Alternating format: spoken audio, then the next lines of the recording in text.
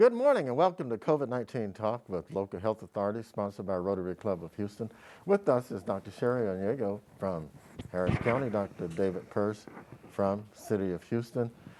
Thank you to past President Kathy Finninger of Rotary Club of Houston. I'm Stephen Williams, the Director of the Houston Health Department. Guess what the first question is about? The major question this week referred to the Tuesday announcement from the governor about lifting the restrictions next Wednesday. Well, actually, he actually did. Your reactions to this? You've already been on the press. Yeah, I mean, I think it's a disappointing time for us. I mean, we are certainly not out of this, we're not out of the woods with this pandemic at all. And so I think from our standpoint, we don't really know what the motive was behind it, but we definitely know from a health and science standpoint, we know the benefits that masks provide. And so for us, you know, we still see hospitalization rates. We still see an increase of all the variants now. We've also made recent headlines, not only because of the recent freeze, but also now we have all of the variants in our community. And so we're disappointed and we're very concerned about this recent announcement by the governor's office. Yeah, it's the same thing, just disappointment, and it makes our job far more difficult. Yeah, I was thinking last night, and actually talking to a couple of staff members, and they're feeling, you know, that, you know, it certainly is going to hinder our work. And, you know, it really, and remember, we've been working for more than a year now on this, and so it makes it a lot harder. We'll still stay the course, but we'll see what happens. Absolutely. What control do health authorities have now? What if a school has a surge? The county judge can reinstitute capacity limits to no lower than 50% if COVID patients use hospitals 15% of hospital beds for a week. Y'all are health authorities, so... Yeah. Well, we still have the control orders. Yeah, we do. We do. And I know that our attorneys, our city attorneys and county attorneys are certainly looking into the executive order to really go through it with a fine-tooth comb and see where our powers are and really more the legalities around it. So The thing is that, you know, we can issue a control order on an individual, we can write a control order on a location, but that's not really going to, well, for the individual, if we know somebody's infected, they're spreading, we write a control order, that'll help solve that problem. But for a location like a school, which is the basis of this question, the problem isn't the building, the problem is the way the people are behaving in the building. That's absolutely. Right. Where does this leave city employees and facilities, county employees and facilities, federal employees and facilities, business owners, sports stadiums? I think we're waiting to find out. We're waiting to hear from the city county attorneys exactly what that's going to mean. Yeah, but business owners can actually control this themselves, though, right? Sure. They can, yes. They can have it mandated. They can. Yeah, and but you know, the point that was, you know, made a note of the conversation is that then puts the person who's, you know, in the trenches, whether it be the waitress or the stock boy, or, you know, whoever it is that's in that location right that day, is going to have to confront the person who isn't wearing the mask. That puts them in the hot seat. It does. And that's not right for them. They didn't sign up for that. They don't have training for that. Yeah, it really does. Especially, I'm thinking about, you know, grocery store clerks and, absolutely. and people that are working in retail. Yeah. Trying times. I'm reading the order correctly that private schools can establish their own rules? Yeah, that's the way I interpret it. It's, they certainly can. I mean, TEA has also come out with a statement to follow to continue with the mask and follow the local, you know, the local authorities. But yes, private schools can do that. Well, so can the ISDs. Yeah, it's the same rules, I think. Does Harris County COVID-10 red level mean anything now?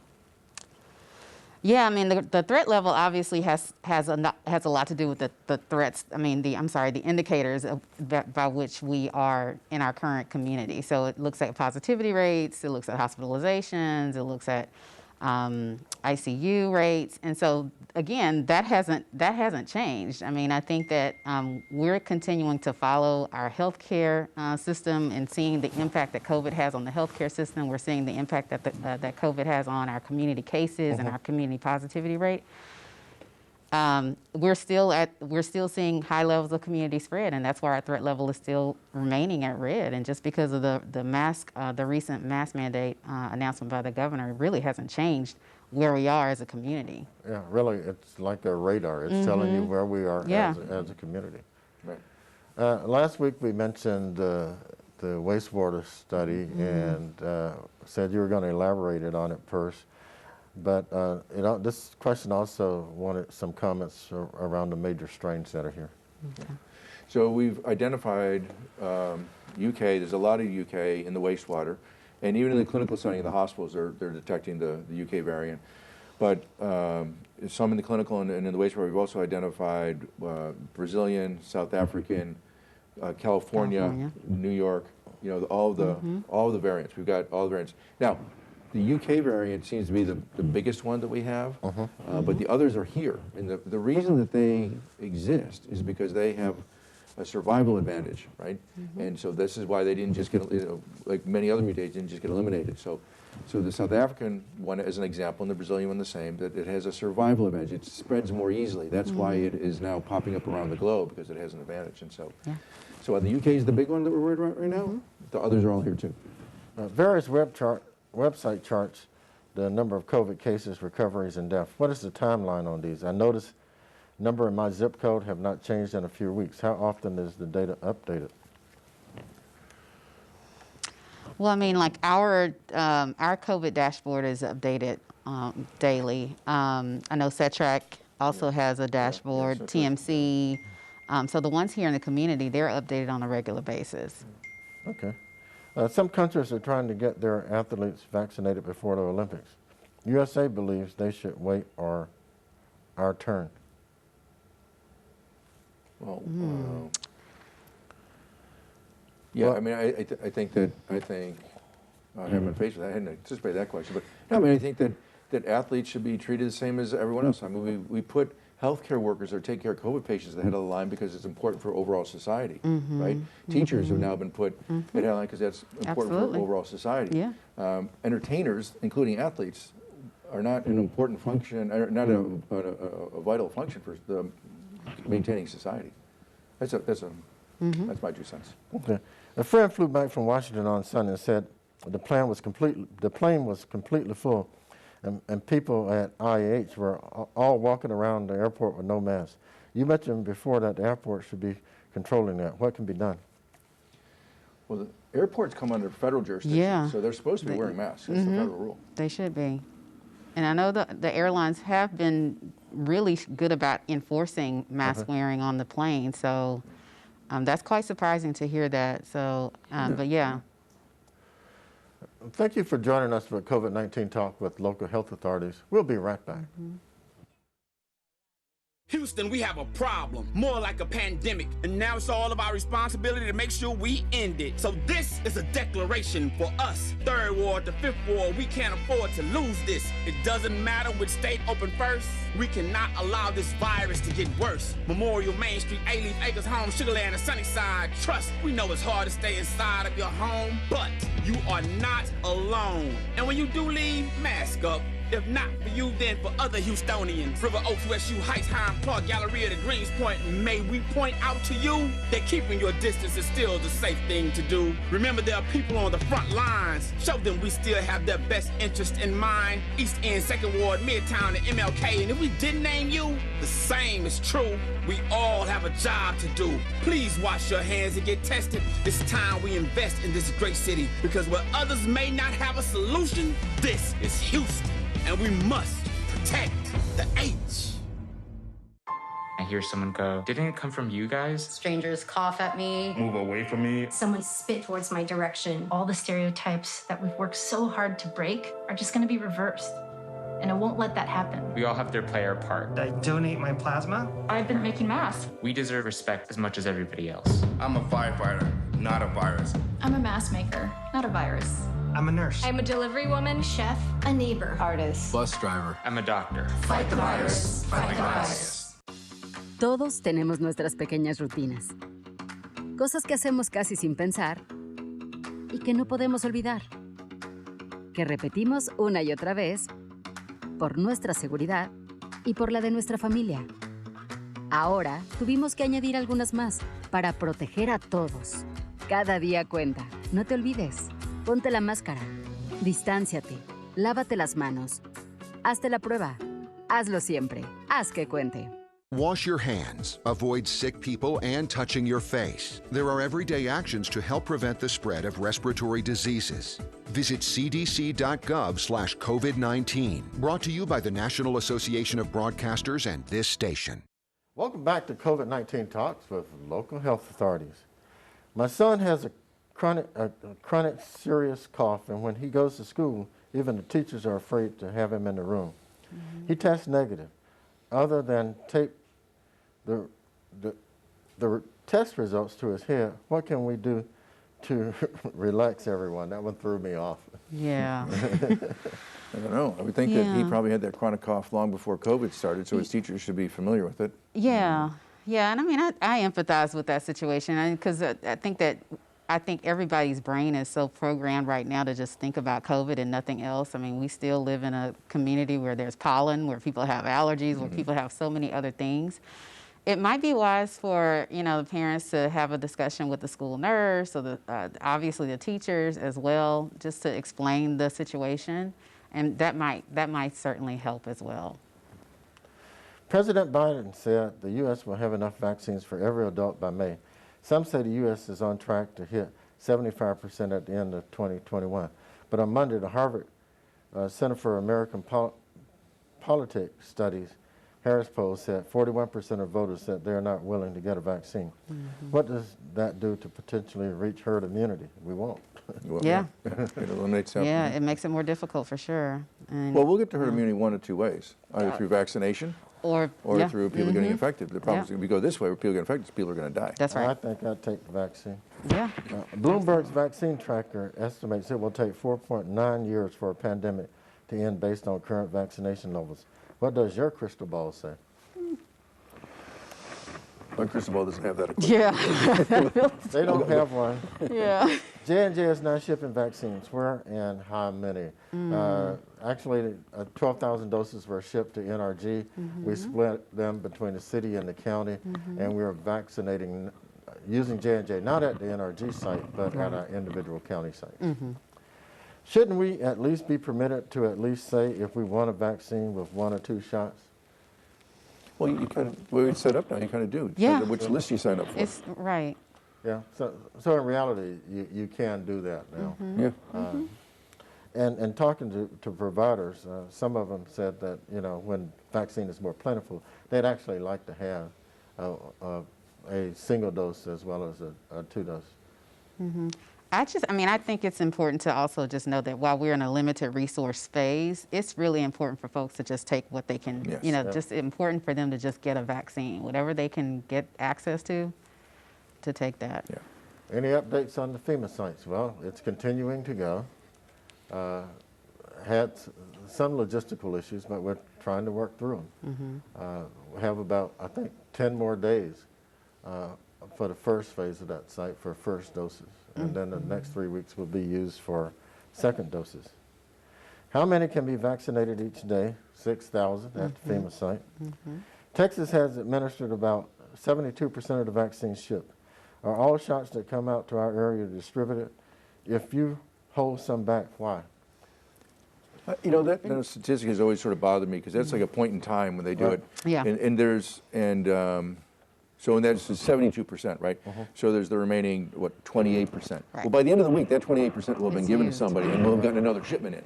And so it's kind of it's a a rolling rolling. percentage. Yeah. For example, I think it was a week before last, whenever the freeze was, because we knew we weren't going to get vaccine, you could say we held some back. And what we did was use the first dose shipment for second doses that were due that weekend, and we ended up having 2 major clinics. So you're right. It is problematic for people to think that. That's right. I've received many spam messages in the past weeks via email, text, and phone, and my children keep warning me not to click on anything. This week I received a link telling me to go to one of the sites the next day. I was afraid to click it. How do we know what is from a reliable source? That is actually a good question because I know that the carrier, a vendor that we were using, actually some of the messages went to people as spam, and so they never got it, and so we're having to compensate for that. Okay. When will Pfizer and Moderna receive final approval? They're Yeah. predicting that to be in the fall, I thought. Yeah, I don't have a specific timeline on when that's, when that's said. I know that it is in the pipeline. I just don't have an exact timeline. But yeah, the fall sounds. I think it was the fall. Yeah. Milwaukee threw out 34 Moderna vaccines when more syringes were prepared than people to receive it. How long can that vaccine stay out of the freezer? Once taken out, can it be refrozen? Yeah, it can't be refrozen once it's taken out, and it's good. It's good in the freezer, and based on the expiry date on the actual vial. Now, it's once it's thawed, you can't put it back in the freezer to refreeze it.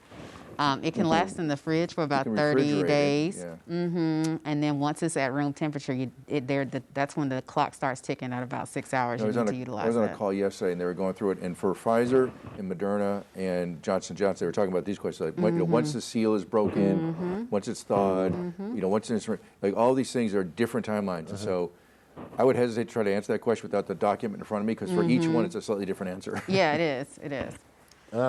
Well, this was answered by the president. Some states have teachers on the priority list. When will Texas relent? Yeah.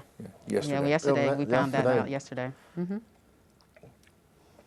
I'm looking forward to getting J&J shot and only experiencing side effects once. Are they also looking at a booster? They are looking at a booster. Yes, they are. My Moderna reaction included what was called COVID arm when the injection site became inflamed a week later. Is this unique? Well, I wouldn't say it's unique. I've seen it several times. Yeah. It resolves. It does. It does. It's what we call a delayed hypersensitivity reaction, and so it in most cases it can happen in some cases up to a week after someone's already had the vaccine. It's a rash that typically will resolve in its own within a couple of days or about a week or so. Why does it happen? It's your immune system. Yeah. It's a delayed type of, allergic reaction, if you will, but it does not preclude that person from getting that second dose of the vaccine. So it's, Are pooled COVID tests used in our area, and are they accurate? You talked about that a couple of months ago. Now, I can say months now since it's. I don't think anybody's doing pooled tests. Not that I don't think so. They would be done like if a school program or for an industrial site, somebody like that. So we in public health, we're not doing that. Right. Because we have to get the results back to that individual. So why don't you explain the use of it? So a pooled, imagine you run a company and you've got groups of people in different areas. And so what you could do is you could go and you could get samples from all these folks, 10, 12 folks, I'm making up the numbers, 10 or 12 folks, and then you run it, and if it comes back negative, then you know that they're all negative, you don't need to go back and do it. But if it comes back positive, then you can go back and try to find out which individual. And it saves on supplies, and it makes, it has some logistic advantages to doing pooled samples. Here's the other thing. In a community that has as much virus as we have now, it's probably not a worthwhile thing to do, because all your pools are probably going to have at least one person who's going to be positive. And now you're going to have to go back and test them all. So now you've actually increased your expense. So you're saying it's probably best to just go ahead and test everybody? At this point, yeah. Okay. Because with the pool test, it's not going to be very specific as to who that individual is or multiple individuals are. And it certainly can create some, not necessarily concerns about accuracy, but we just don't know the specificity of who those individuals would be. If you had a dozen people and you put all their samples together and ran the test on that pooled sample, and it comes back positive, you have no idea which one of the 12 is the one that turned it positive until you go back and test them all individually. Right. Okay. So you might as well test them all. Exactly, because that's what you're going to end up doing anyway. Okay. Did I hear it correctly that our diplomats in China were forced to test via anal swabs? Are they more truly accurate? I've never heard of that. Yeah, I don't know the accuracy of the claim about the diplomats. I did hear about this, but apparently the anal swabs is something that truly is a form of testing. It is thought to have the specimens that are in the feces or in the fecal material seems to last longer than in the nose and in the throat. Obviously, a very invasive test, and I don't think very many people would sign up to get that or volunteer to get that. But yes, I don't know how, to what degree they're actually doing that, but I have heard of it. Certainly not at a mass testing. I was just trying to figure out how that would work. Yeah. Yeah. Thank you for joining us for COVID-19 Talk with Local Health Authority, sponsored by the Rotary Club of Houston. We'll be right back. If you love concerts and live theater, going to baseball games, and eating in restaurants, inside, if you love parties and the small talk with the guy who makes you iced coffee the right way, then wear a mask. And let's beat this virus so we can get back to the things we love. Mask up, America. Wash, washy, wash, washy, wash, wash your hands. Scrub it while you sing the song. Wash, washy, wash, washy, wash, wash. Rub your hands and fingers and the places in between. Using soap and water makes your hands so clean. Wash your hands. Great job, you're almost done. 5, 4, 3, 2, 1, now dry. Wash your hands for 20 seconds, just like Elmo.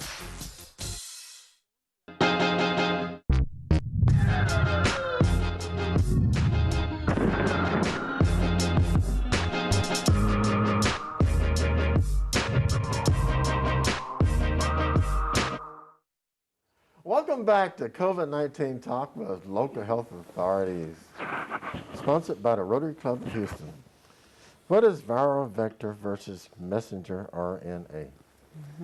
You want to take Well, yeah. I remember from my days in med school working in the lab, a viral vector was something we would use to inject things into a cell.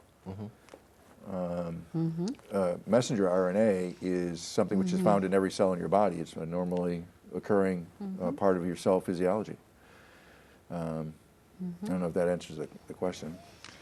Yeah, and I'll just say that the viral vector, in my mind, obviously it's a technology that's been used with multiple vaccines that we have already available, and it really it puts you in the mind of it almost like a spaceship or a space shuttle, and it basically is just carrying that information and allows the body to formulate an immune response.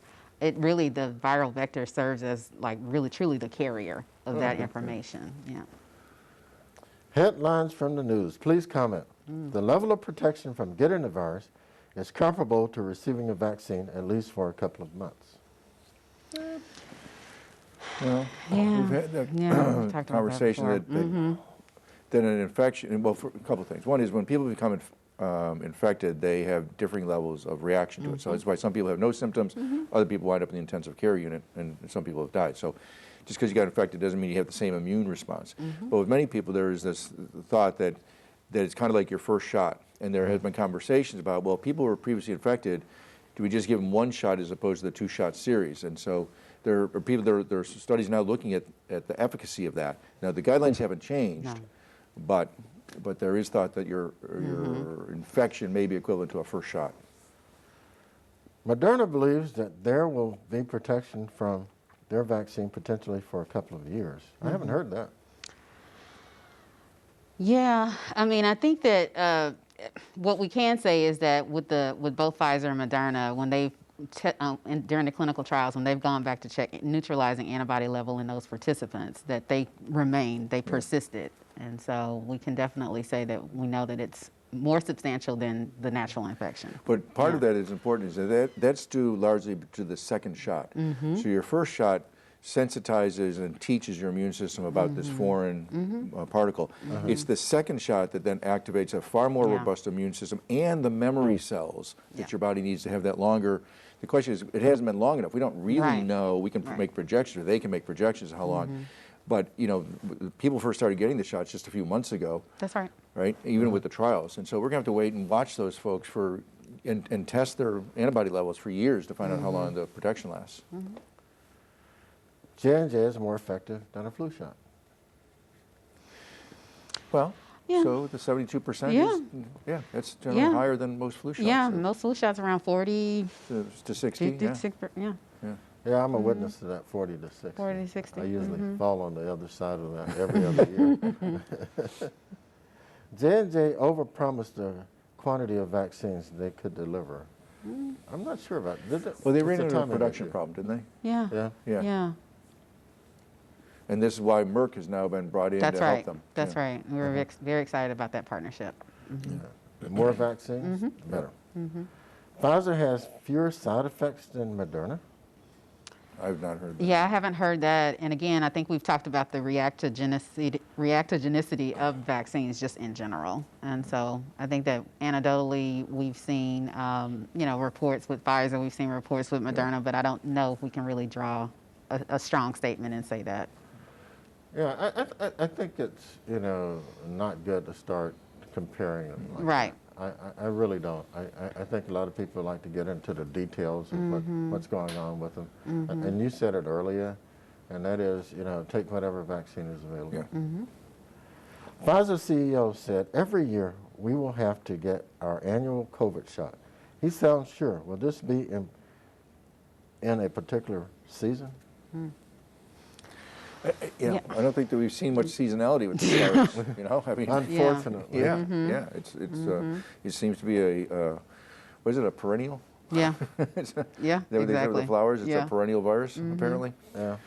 So you probably will want to get it, so there's a couple things. One is we'll have to find out about, to the previous question, about how long your immunity lasts. And then the second thing is if variants start populating and circulating the globe, you may need to get a booster, just like with the flu. Right. Because the reason you get a flu shot every year is that it changes a little bit.